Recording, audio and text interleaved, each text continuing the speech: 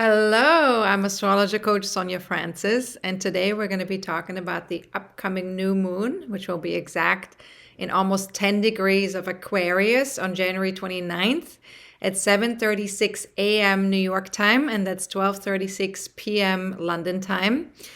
And this, of course, is the beginning of a new moon cycle. And the new moon is also the best and most potent time to set our new moon intentions for the next 28 days, if that's a ritual that you have or if that's something that you like to do. So if you want, stay tuned until the end of this video to get the best and most potent times for doing so. And this video will also have chapters so you can look to see, where you want to go, what you want to watch, what you're interested in. Now, the new moon in Aquarius invites us to go out there and connect with our people, our tribe, the people that we resonate with, and maybe even a cause that we have that feels in alignment with our values, or just also a cause that's in alignment with our need for stability and comfort. Because, Uranus is in Taurus right now, the ruler of Aquarius. And so we definitely have our need for feeling comfortable within our groups of people. This connection with the new moon in Aquarius also serves a larger vision for our financial future and the future of our planet. And the new moon does also occur on the same day that Chinese New Year's begins. And that marks the year of the yin wood snake. And Chinese astrology divides the zodiac into 12 signs that are based on years rather than months. Like in Western astrology, we have every month, we have a new sign. In Chinese astrology, it's every year there's a new sign. And each sign is represented by an animal. And the system also incorporates 5 elements, which are fire, earth, metal, water, and wood. And each of these elements expresses either yin or yang, which is the feminine or masculine principle. And so because of all these differentiations, that means that there are 120 possible years. So only every 120 years we get to be in exactly the same sign, element, and modality in Chinese astrology. So the last time we had the year of the yin wood snake was in 1905. So we kind of need to think back to that year, February of 1905 until February of 1906. Now, the snake symbolizes wisdom, charm, elegance, and transformation. And the year of the snake is best approached with intuition, strategic insight, and intelligence. And the wood element represents growth, flexibility, and harmony. And it is associated with springtime, new beginnings, independent thinking, and innovation, which to me sounds a little bit like sort of like an Uranian energy, but also maybe a little bit connected to a Taurus thing. So Uranus and Taurus sort of like jumps out at me when I hear the wood element. Now, this is a yin year, which signifies a more introspective and slower pace. Yin is the feminine principle. The yang years are a little bit more energetic. And yin energy is associated also with calmness, receptivity, and inward reflection. So definitely very feminine. And that suggests that we can expect a year focused on introspection, healing, and personal development. So the yin time is always about turning inward. And the best way to navigate the year of the yin wood snake is to conserve energy, focus on activities that move you forward, and listen to your intuition and slow down when you feel friction, when you feel aggravated. Slow down, tune in. So ask yourself, where do I feel friction in my life? And where is my focus? And what simple actions will support me in moving forward the most this year? And could I get quiet, tune in, and receive the answers to those questions? And of course, with all of my coaching questions that I pose, I always invite you guys to use your intuition to allow the answers to come to you rather than to look for the answers, to make it an intuitive process. Now, let's go back to the Western astrology, which is what I'm trained in and what I know best. The Chinese astrology, I really just looked that up online to see what this is all about for myself as well. So I'm sharing it with you. It's not really my expertise, I just want to say. Now, Western astrology, definitely my expertise. We have 2 exalted planets in this new moon chart, which is Uranus, the planet associated with breakdowns, breakthroughs, and innovation, similar to the wood element in Chinese astrology. And then Jupiter is also exalted, and Jupiter is a giant planet most associated with expansion and growth. It's all about more, bigger, needing to expand our perspective beyond what we already know. So ask yourself, what in my life is asking for accelerated progress? Where do I need to grow beyond what I already know? And what is there still to learn? Now, another planet that I want to mention here as well is Venus, because Venus, which is the planet of self-love, relationships, and values, enters her pre-shadow phase on January 28th, only one day before the new moon becomes exact. And at that time, we begin a journey that will ultimately take us through some very profound inner exploration. So you can also read a little bit more about Venus's pre-shadow phase in my weekly forecast blog for January 27th until February 2nd, since this is taking place on January 28th. And if you don't have access to the weekly forecasts yet, please know that you can get a free monthly universal membership if it's your first time joining on my website with the discount code UNIVERSAL.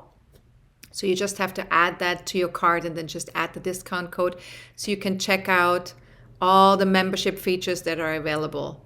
All right, now the pre-shadow phase starts just 23 hours before the new moon becomes exact, and that is offering us a chance to explore themes of love, self-worth, and relating in preparation for the Venus retrograde cycle, which will begin March 1st and will last until April 12th. During our next forecasting forum on February 15th, we will dive deeply into the Venus retrograde phase as it unfolds in Aries and Pisces, and also the Venus station phase as well as the Mars station phase. We will explore the exalted energies of Mars and Venus to understand how the interplay of exalted feminine and masculine energies can support our growth and healing during this period. We will also navigate Venus's retrograde phase with awareness by reflecting on the themes of self-love, connection that Venus invites us to revisit, and clarifying how these energies may manifest in our own charts as well.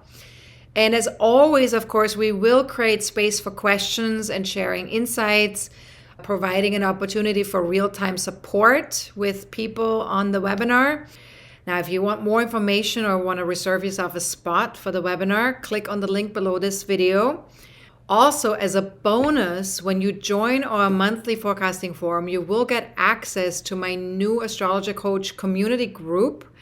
I have created this group so you can connect with like-minded people and share your passion for soul-based astrology with people who understand the language.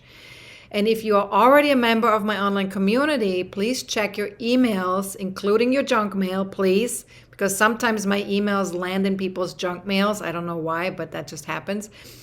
Because I did send out an invitation to join this group on January 19th in the afternoon when the sun moved into Aquarius. I thought that was apropos for creating a group and inviting people to join.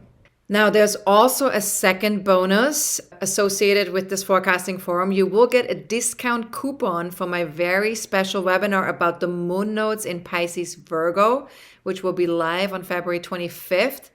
This is not a forecasting forum, so if you're a star member, you will need to register for this as well. For more information about this in-depth webinar about our new soul direction for the next 18 months, feel free to click on the link below this video. There will be another link for that webinar as well. And here's what we will cover in connection with this new moon.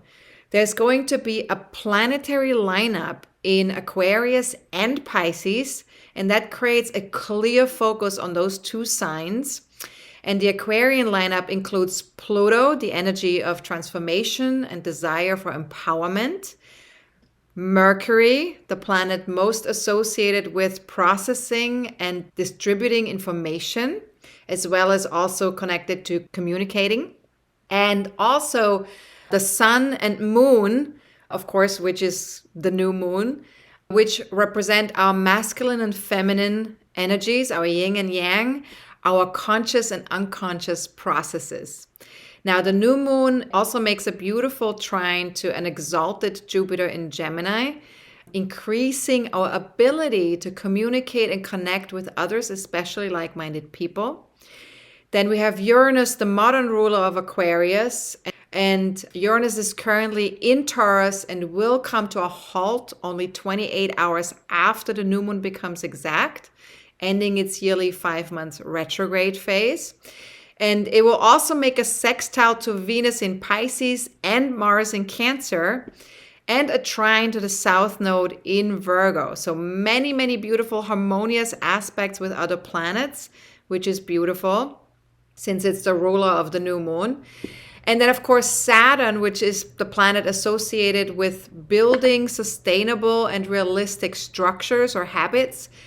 Saturn is the traditional ruler of Aquarius, and Saturn is currently in Pisces, still making a square aspect to Jupiter in Gemini. That's been in place since November 26th of 2024. Now, Saturn is also part of a planetary lineup in Pisces, followed by Venus, Neptune, which is the energy associated with unconditional love, oneness, and the dissolver of boundaries. And also the North Node, because the North Node just moved back into Pisces, and the North Node is our current soul direction. And this is what the new webinar will be about as well. Now, Saturn also makes a beautiful trine to Mars in Cancer, giving us a chance to connect with others from the heart and building sustainable connections that support us with feeling safe, nurtured, and accepted. Now, with all of this, we're asked to be extra mindful about our connections with other people. It invites us to contemplate how we impact everyone's life around us, consciously or unconsciously, on purpose or by default. We all have an impact on everything around us. So how do we impact people around us? Now, we're also asked to bring integrity and maturity to our connections with others and our collaborations in our communities or with other people, and to also choose love over fear whenever possible. Of course, this is something we talk about a lot in our videos, but this is always a good thing to remember because there's so much fear in the world that we need to keep reminding ourselves to check our own compass, to check our own motivations with things. Are we coming from love? Are we coming from fear? Now, let's first talk a little bit about Aquarius and the lineup of planets, what that's all about. The highest vibration of Aquarius is to experience unity in diversity, to know ourselves as both individuals but also as an integral member of a collective, of the human race. And it's a place where we transcend differences of gender, race, religion, nationality, and where we realize that we're all members of the same human race. That we're all really living on this planet together, and we should be working together rather than trying to fight each other over little petty things. Now, at its best, Aquarius is the energy of equality and diversity, freedom and reform, collaboration and community. and unity, but not conformity. So it's about coming together, but still bringing our own individuality, our own individual selves to the collective and accepting that. So it's not about conformity. Now, we could make tremendous progress really quickly if we are working with that higher vibration of Aquarius, with that higher frequency of Aquarius. Now, the moon makes an exact alignment with Pluto in almost 2 degrees of Aquarius on January 28th in the early evening. So that's not even 24 hours before the new moon becomes exact. And Mercury follows suit 9 hours later. So January 28th, 29 on the cusp of midnight. And the sun already aligned with Pluto on January 21st, but will be within 10 degrees of this powerful energy until January 31st. So that's why we have that lineup with Pluto being involved. So of course, with Pluto being a part of this lineup, we also need to look at the darker aspects of Aquarius. So normally we look at the shadow side of Aquarius during a full moon, but because Pluto is connected to this new moon, we need to take a look at that with this new moon as well. So these darker aspects can show up when we get overly attached to the mind and its functions, to our vision for something in particular, and when we have rigid thinking about the future. And we may hold lofty ideas but have no clue how to be the change that we wish to see in the world. Instead, we want others to be that change. So we want to change others instead of being the catalyst or the movement towards change in a positive way. Now, since the new moon will be within 8 degrees of Pluto, we are getting a taste of Aquarian's darker side, but also its possibility for transformative connections in our communities. Our communities are going to be the fruitful soil that can create the transformation that we're seeking with Pluto. So bringing consciousness to the darkness and bringing transformation to it. So ask yourself, what might be possible if I realized I was far more powerful than I imagined? And what if I realized that I'm exponentially more powerful when I combine my ideas, my talents, and my heart with other like-minded people? So please keep in mind, with Pluto in the mix, being aware of the darker side of Aquarius is really important so we can bring consciousness and light to that darkness. This is part of Pluto's job. Part of the purpose of Pluto is to bring light to the darkness, to see it for what it is. And where there is light, there is a way for transformation and for empowerment. And that's what Pluto is really after. Now ask yourself, where do I expect others to uphold ideals that I have yet to embody myself completely? And where do I trust others and their opinions without doing my own research or turning inward to see what aligns with my own inner truth? And do I sometimes agree with others even when my heart is not in it? So these are some powerful questions we can ask with this Pluto component in Aquarius, and feel free to journal, meditate on these questions. And it's essential to be especially aware and responsible when we're connecting with other people.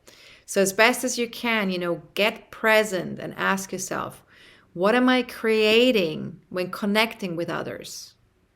And how is that different from what I intended to create? So sometimes our intentions and what we're actually creating are not always in alignment. So we want to be really conscious and aware of that. And am I coming from love and the heart, or fear and survival? So again, these are some very important questions to keep coming back to.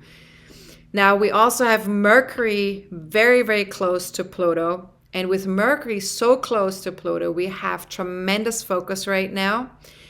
And on a denser level, we might get obsessed with our thoughts, with information or conversations, trying to control outcomes at any cost, and perhaps becoming controlling when things don't go exactly as we see fit. So the key here is to become aware of the motivations that drive us. With Pluto being part of this lineup, we also have to look, we always want to look at what motivates me. Where am I coming from? What is in my heart? So watch out for ways you feel empowered or disempowered when interacting with others or with the world. Notice how you communicate and ensure that your inner dialogue supports an empowered narrative rather than a disempowering one. And especially, of course, in connection with your future and with the future of humanity.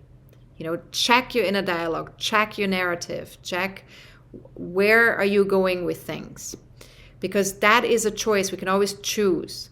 Now, when you feel a sense of disempowerment or helplessness, open your heart and trust the divine power within you that always guides you to shed any attachments that want to control or want to self-protect, any attachments that you no longer need, so you can live full out and end with passion in your heart, with a life-affirming passion. So ask yourself, might a more authentic emotional connections with like-minded people support empowering collaborations? And am I living my life from a place of wanting to protect myself from future harm or worst case scenarios? Or am I living with an open heart, feeling empowered in my daily choices? So Uranus, which is the modern ruler of Aquarius, of course, is a very important component in this new moon chart. And Uranus will be highly exalted because it's coming to a halt only 28 hours after the new moon becomes exact. It will end its yearly 5-month retrograde phase on January 30th at 23 degrees of Taurus. And Uranus has been much, much louder since January 20th because it has been moving slower than usual, preparing to come to a halt. And so it will stay very loud and exalted until February 6th as it's changing directions. And Uranus is the higher octave of Mercury, increasing our access to innovative thinking and alternative solutions. It's connected to ideas, divine ideas that come through. We are asked to elevate our thinking if we want our bodies and the planet to vibrate at a higher frequency. So Uranus is very much about cultivating that higher frequency and moving into that higher frequency, especially with our body currently and with our physical reality, because Uranus is in Taurus. And Taurus is, of course, very much connected to the planet, to Earth, to our physical realm, whether that's our own body, our material goods that we have, that we own, that we aspire to. And so we are being invited to change our relationship to that physical realm, especially from domination and exploitation to more of a relationship where we're co-creating with the physical realm, with the planet, where we're connecting the planet in a friendship, in a collaboration, coexistence, where we're honoring the physical realm. So ask yourself, what have I learned about honoring my body? What about my material and financial resources or my talents? In what ways have I started to elevate my thinking in connection with all those things? Now, another planet that's very strong at the time of the new moon is Jupiter, the giant planet in our solar system, the most giant planet in our solar system, which is most associated with expansion and growth. So it's also exalted because it's going to come to a halt as well. ending its 4 months retrograde on February 4th. And it starts this exalted station phase the same day as the new moon becomes exact on January 29th. So it will be in 11 degrees of Gemini for quite a while for that reason, because it is coming to a halt. And we started this retrograde phase in October of last year.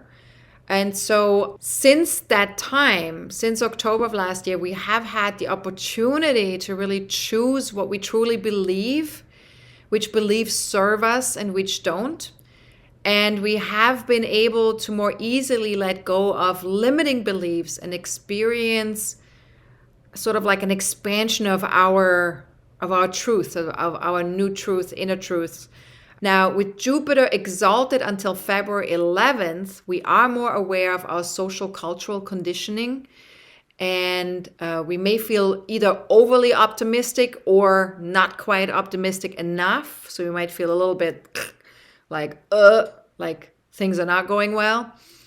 Either way, we're sort of like going to the extreme with things, and something's in our face around that Jupiter energy. So ask yourself, what if I took a 5% more positive attitude towards my inner dialogue? If you're feeling kind of like this low, denser vibrational energy.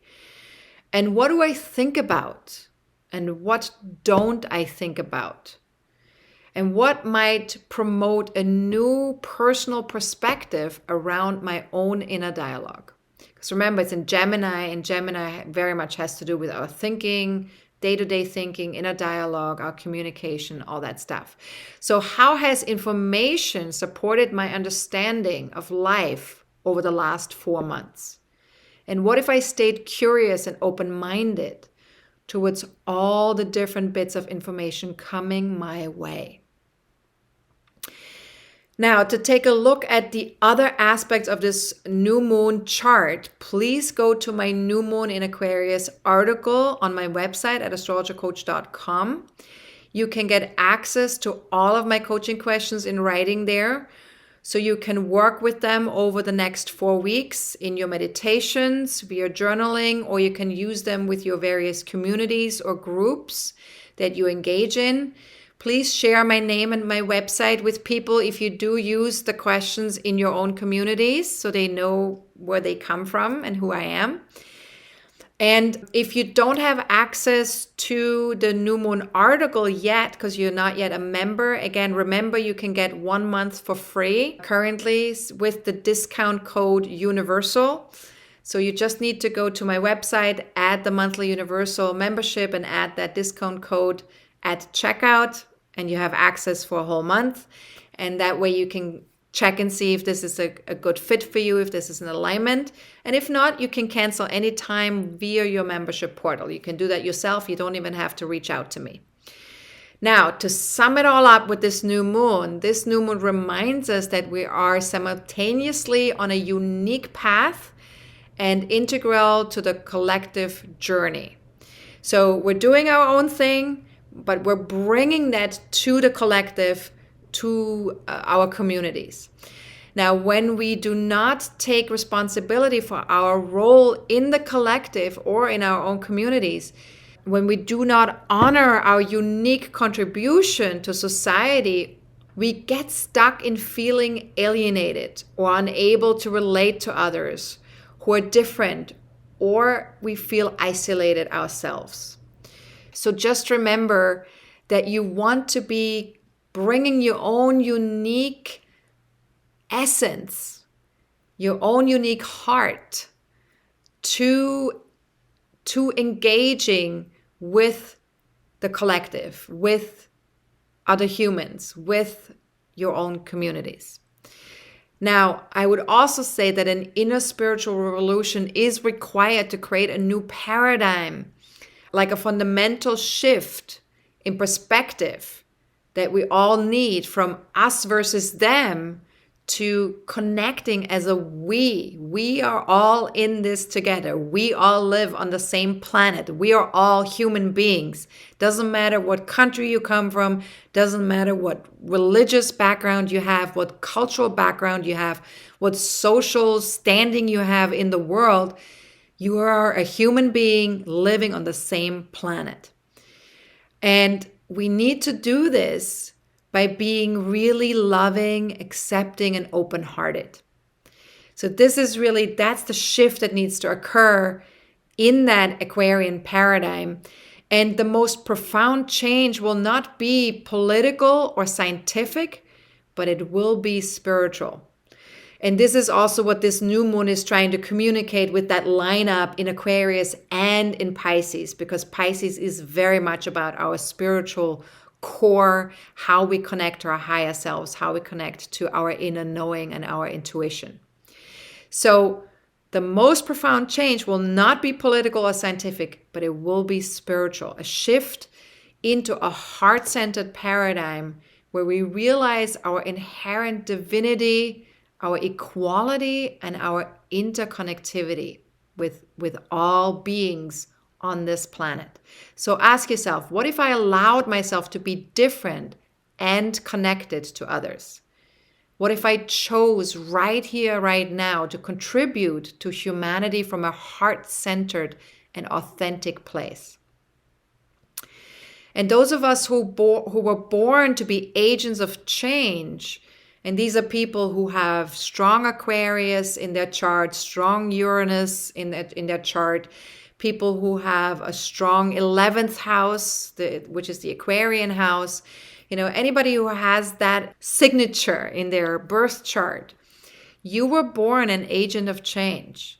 And for those of us who are agents of change, we are often unaware that there are millions of others like us that were incarnated to assist in humanity's evolution. Millions. This is not just a very few people who are agents of change. There are millions of us.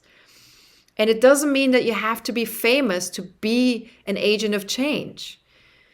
So as best as you can, remember why you are here at this momentous time. Think different, keep your heart open, and come together, really come together with other like-minded people. Help birth a new world one day at a time. And ask yourself, what if diversity was the greatest gift we could give each other right now? And what if I was able to let go of whatever it is that I'm holding on to that keeps me separate from either certain friends or certain family members or other fellow human beings? And this might include stories that we have, fears that we have, resentments that we are still harboring, anger that we're still holding on to from the past, etc., etc. So what if I was able to let go of whatever it is that I'm holding on to that keeps me separate from certain friends, family members, or fellow human beings? External change only happens when internal change happens. It's always that you cannot create external change if you're not willing to change something inside of yourself. So this is always so important to realize. And that's why I'm always so eager to post these coaching questions so that we can work on ourselves, that we can do the work that's in alignment with the current energies, with the planetary patterns that are currently going on. I find this is the best way forward for each of us to do that work. Now, if you do have an ascendant or personal planets in 8 to 12 degrees of Aquarius, Leo, Taurus, or Scorpio, then you definitely feel the impact of this new moon more than other people. And if you don't have planets or points in those degrees or signs, take a look at your natal chart to see where does 10 degrees of Aquarius land in your birth chart, because that area of your life will have more importance over the next 4 weeks after January 29th. And you can also watch my video, How to Read Your Birth Chart. If you don't know how to look that up in your own birth chart, if you don't have a birth chart, feel free to watch that video. It's available on my website on the homepage. If you scroll down to where it says free class, and just click on that, and then you get access to that 30-minute course. And then I also want to mention that I do have some specials right now. So if you're interested in those specials, feel free to email me. There's some specials in connection with memberships. There's some specials in connection with webinars. So feel free to reach out to me if you don't know what they are yet and you want to know a little bit more about that. Now, let's talk about new moon intentions. The new moon is the best time to set some powerful intentions for this month's moon cycle. And this is best done soon after the new moon becomes exact, never before. And not during a moon void of course phase, because those moon void of course phases are not the best time for us to be manifesting or making intentions about something that we want to be manifesting. So this means that this month, the best time and most potent time to set intentions would be anytime between 7:36 a.m. on January 29th and 6:29 a.m. on January 30th. And then again from 5:52 p.m. on January 30th until 7:36 a.m. on January 31st. And this is all New York time, US East Coast time. So if you live in a different time zone than US East Coast time and converting time zones isn't your thing, I invite you to join my Facebook fan page or follow me on Instagram or Twitter. I will be posting reminders during those most potent times to let you know when to set your new moon intentions. So when you see those posts pop up, you can just sit down and write your intentions right there and then. If you need more information about setting intentions, I do have an article on my website about that. So if you're interested, there will be a link below this video for you to read that article. That's available for anybody. And then, have a fantastic new moon. All the best to all of you. Take good care of your physical, emotional, mental, and spiritual well-being. Much love.